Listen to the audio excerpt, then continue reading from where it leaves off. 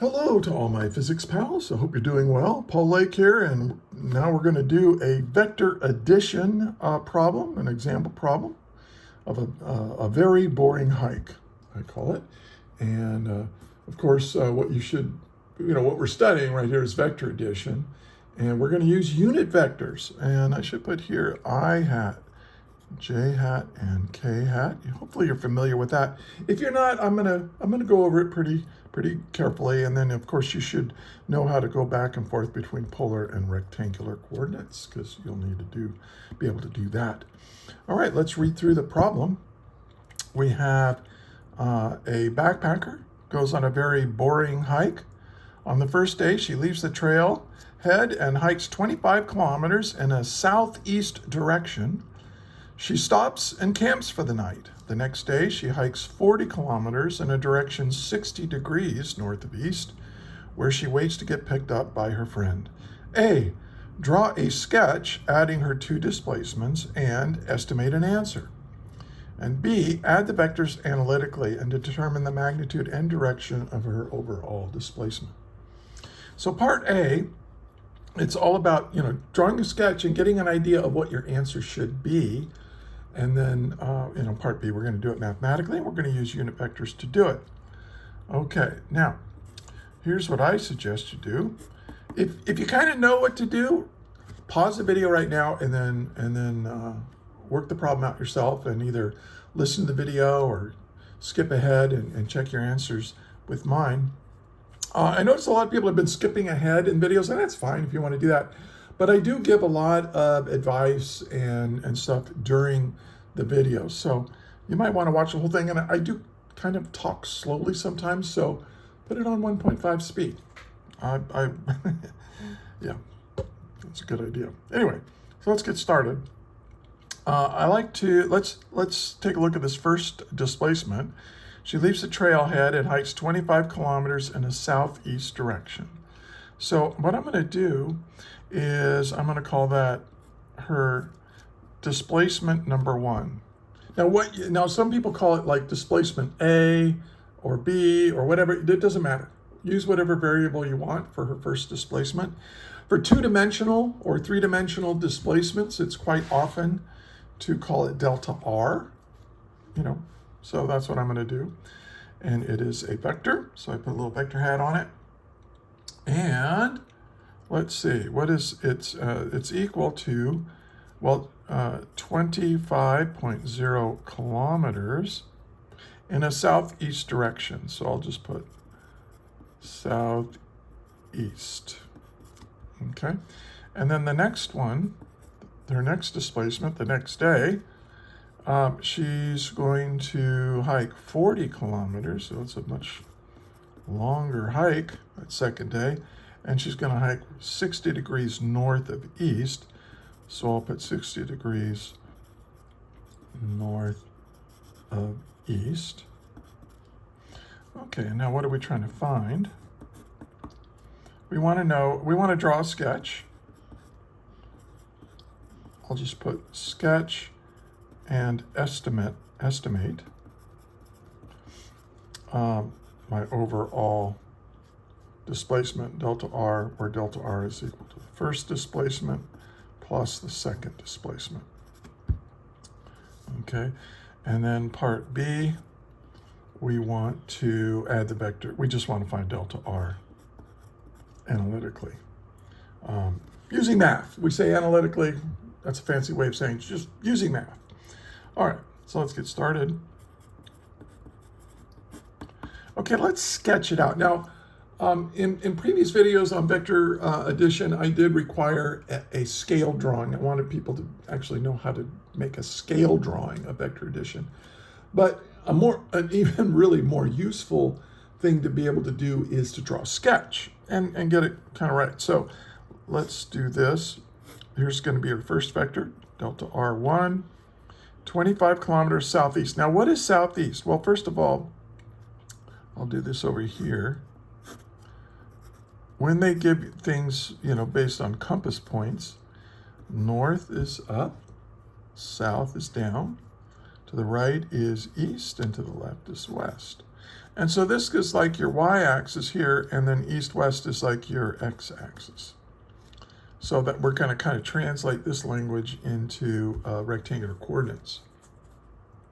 So southeast, what's between south and east? Well, it's like that. Okay. And I'm going to say, hey, just make that roughly 25 kilometers. And then, and notice my sketch isn't that great, is it? Y, X, you know, you just do the best you can. And then, now this is 40 kilometers, 60 degrees north. But here, if this is delta R1, when you add vectors graphically, you hook them up head to tail. So you start here at the trailhead, then you went like this, and then the next day from here, you go, well, I'm going to redraw my axis so I can get a 60 degrees, this is north, 60 degrees north of east, something like this. And by the way, if this is 25, then this would be 25 and a little bit more. It's 30, something like that. So this is delta R2.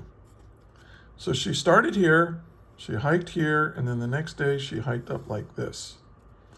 So what was her overall displacement? Well, remember that it is your resultant displacement starts where you start and ends where you end. So it's like, I'll draw it as a dashed line like this. So this is my answer, like this. Okay, so what is this angle right here? It looks a little smaller than 30 degrees to me. Maybe 25 degrees. Okay, that's my estimate for the angle. And then how long is this? Well, it almost looks the same length as this. So, and I always put ish. It's 25 degrees ish. And then the magnitude of the displacement vector, it's like about 40-ish, 40 kilometers ish. No, you don't have to put the ish. But that's kind of an estimate. I think it's about 40 at about a 25-degree angle. So that's my estimate. And this is my sketch. Now, why do I do this? Because sometimes when you use your calculator, if I turn it on, like right now, you can see it's in degrees. Oh, that's the answer. You don't want to see that. I don't want to show the answer because I work these out in advance. But sometimes, you know, what if you were doing in your math class, you were in radians? Well, if you do the problem in radians, you're going to get wacko answers. And you'll be able to tell that it's a wacko answer by comparing it to your sketch and go, that doesn't look anything like my sketch, that answer. So then you know you've got to figure out what you did wrong. Okay, but in this case, I'm going to put, oh wait, that's the wrong one. I'm going to put it back in degrees. Now your calculator probably operates a little differently than mine. So, you know, figure that out. All right, let's do part B. Now here's how I like to set it up when I'm adding vectors. I'm going to add this displacement plus this displacement. So I put them in columns. And by the way, you might have vector addition problems or even vector subtraction problems where you have more than one vector to do. Just put them in a column like this, okay?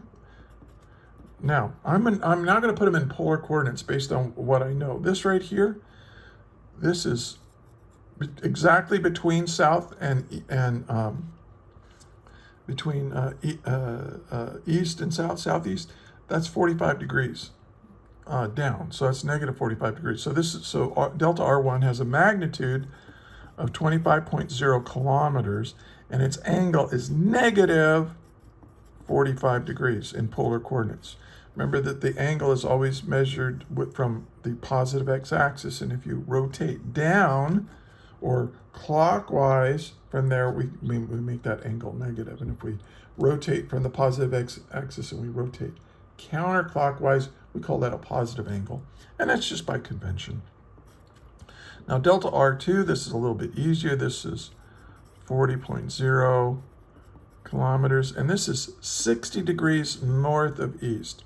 So this is 60 degrees. If you go east and you go, This is east, and you go 60 degrees north of east. It's pointing up like that, okay? And in polar coordinates, that would just be 60 degrees. Okay, now let's add them together. No, no, no, no. You cannot add vectors together if they are in polar coordinates. You have to change them to rectangular coordinates. Okay, so let's do that. Now in the x direction, let's look at this vector. It goes like this in the x direction, like that far, right? Well, what is that? Well, we know this angle, we know this, so we're going to use cosine, right? We want the x component of that. So that's 25.0 kilometers times the cosine of its angle, negative 45 degrees. And this is in the x direction. Well, what's an easy way of saying in the x direction? You use a unit vector, I hat. Let's review that real quick. Whenever you see a unit vector like this, it has no units, and it has no, its magnitude is 1. It's all it does is say, when you see an I hat, that just means in the x direction. J hat means in the y direction. It doesn't change, it just tells you what direction the vector is in, or the component of the vector is in the z direction. So you got to get used to these I, J, K unit vectors. Okay, so 25 kilometers times the cosine of negative 45 degrees will give us the, in the x direction, will give us the component in the x direction. That's what that I hat means. Let's now, also, if I go 25.0 kilometers times the sine of negative 45 degrees in the y direction. That's what j hat means, in the y direction. Cool. Okay, now get your calculator out, and I want you to figure it out. Make sure your calculator's in degrees, and when you do that, you get this. I've already worked this out. This is 17.68 kilometers in the x direction. And notice some people say I hat, and I'll use I hat sometimes, but I like to say in the x direction because that's what it means. Okay, then 25 times the sine of negative 45. You got to put that negative in there. That gives you the negative. This is negative 17.68 kilometers. Now I'm on the edge of in the y direction, the j hat direction. Okay. Now let's do delta R2. This is 40 kilometers times the cosine of 60 degrees. That'll be in the x direction. And then we're going to add that to 40.0 kilometers times the sine of 60 degrees in the y direction. So, and when you do this, you get, well, the cosine of 60 degrees is 1/2, so you get 20.0 kilometers in the x direction. And then here you're going to get 34.64 kilometers in the j hat direction. Okay, now I'm going to squeeze this down a little bit so we can see it. So what does this mean? 17.68, that means vector R1 went this far in the x direction. Now what about delta R2? Well, it went this far in the x direction, 20. Okay, so this plus this, well, they're lined up, so you can just add them as if they're scalars. Just keep it in the x direction. And what about this? Well, notice that delta R1 is down, and then here's delta R2 is up. So this is in the negative y direction, right? That component's in the negative y direction, and then this is in the positive y direction. And so we just add, now we can just add them up. And when you do that, you get 37.68 kilometers in the x direction, plus, and then, these actually subtract, and you end up with 16.96 kilometers in the y direction. Okay. Now, we want our answer in polar coordinates, because if you look here, it says add the vectors analytically and determine the magnitude and direction of the overall displacement. So magnitude and direction, that's polar coordinates right there. Okay, so this isn't too bad. And by the way, look at our resultant vector. See, it has this x plus this x, and then we have, then going up, we're going to go up this far, and then we're going to take this away from it, and so we get the x and y components of our resultant vector. It's in the drawing, but also, okay, so let's figure out what the magnitude of our total vector is. You just take the x component. It's just basically this is a right triangle, isn't it? It's just 37.68 squared plus 16.96 squared, and these are in kilometers. So I put that on the outside, and I get delta R, when I do the arithmetic, is 41.3 kilometers. Okay, that's the magnitude. Now we need the direction. Okay, so the direction we'll use to find that angle, we use inverse tangent, right? Because look, we know the x component, we know the y component, we want to find out what that angle is. Tangent is opposite over adjacent, so the inverse tangent of the opposite over the adjacent gives us the angle. Yay.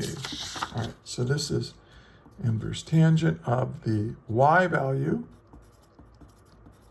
divided by the x value.